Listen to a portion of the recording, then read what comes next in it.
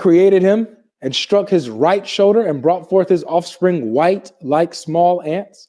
And he struck his left shoulder and brought forth his offspring black as though they were charcoal. Then said to the party on the right side, to paradise, I do not care. And said to the party on his left shoulder, to hell, and I do not care. It is not about race, but about belief and disbelief. Consider the story of Abu Lahab, an Arab who is mentioned in the Quran. Despite being an Arab, his disbelief led him to hell. This shows that the choice of heaven or hell is not based on race or color, but on belief in Allah and his teachings. In fact, the Quran itself provides a more explicit explanation of this interpretation. In Surah Al-Imran, verse 106, it is said, "On the day when some faces will become white and some faces will become black. As for those whose faces will become black, it will be said to them, 'Did you disbelieve after your belief? Then taste the punishment for what you used to reject.'" This verse clearly states that on Judgment Day, the distinction will be between those who believe and those who disbelieve, not between races or colors. Further evidence supporting this argument can be found in Prophet Muhammad's final sermon. He stated, "An Arab has no superiority over a non-Arab, nor does a non-Arab have any superiority over an Arab. A white person has no superiority over a black person, nor does a black person have any superiority over a white person, except by righteousness and good action." This statement emphasizes the importance of righteousness over race in Islam. Moreover, Prophet Muhammad promised paradise to many of his black companions, further proving that race has no bearing on one's destiny in the afterlife. Finally, Surah Al-Hujurat, verse 13 states, "O mankind, indeed we have created you from male and female and made you peoples and tribes that you may know one another. Indeed, the most noble of you in the sight of Allah is the most righteous of you. Indeed, Allah is knowing and acquainted." This verse reiterates that Allah values righteousness above all else.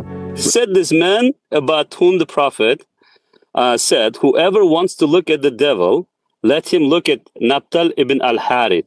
This man was a talebearer. He related the words of the Prophet to the hypocrites. And when he was told to stop doing this, he said, "Indeed, Muhammad is but a hearer. He believes everything that people tell him. We say whatever we like, and then we go to him, swear when we said it, he believes us." Whoever wants to look at the devil, look at Nabtal bin Harith. So a devil is a black man? Yes. There's a prevalent misconception that Prophet Muhammad referred to a man as Satan due to his black skin. However, this couldn't be further from the truth. The Prophet referred to this man as Satan not because of his skin color, but because of his hypocrisy. The Quran in Surah Al-Baqarah, verse 14, refers to hypocrites as Satans in Arabic. To provide some context, this man was known for his deceit and hypocrisy, characteristics that are strongly condemned in Islam. It was due to these traits, not his race, that the Prophet gave him this label. In fact, the Quranic verse in Surah Al-Baqarah, verse 14, states, "And when they meet those who believe, they say, 'We believe.' But when they are alone with their evil ones, they say, 'Indeed, we are with you. We were only mockers.'" Now let's contrast this with the story of Bilal, a black man who was one of the most trusted companions of the Prophet. Bilal was praised for his righteousness and devotion to his faith. The Prophet even stated that he could hear Bilal's footsteps in paradise due to his good deeds and unwavering faith. There's also a hadith about a black woman suffering from an illness. Despite her sickness, she was incredibly devout and faithful.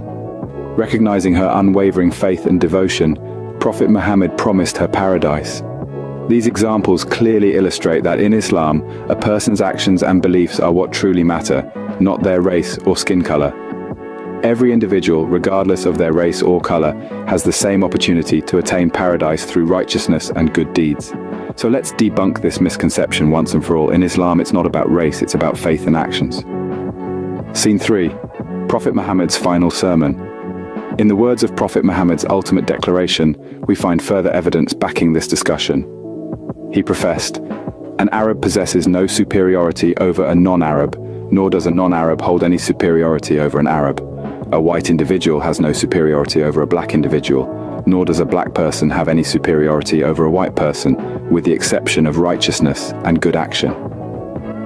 This proclamation underscores the priority of righteousness over race in the practices of Islam.